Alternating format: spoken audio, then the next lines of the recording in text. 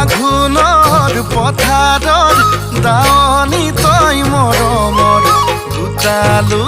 লেচেৰি বুকুত হেঁপাহৰ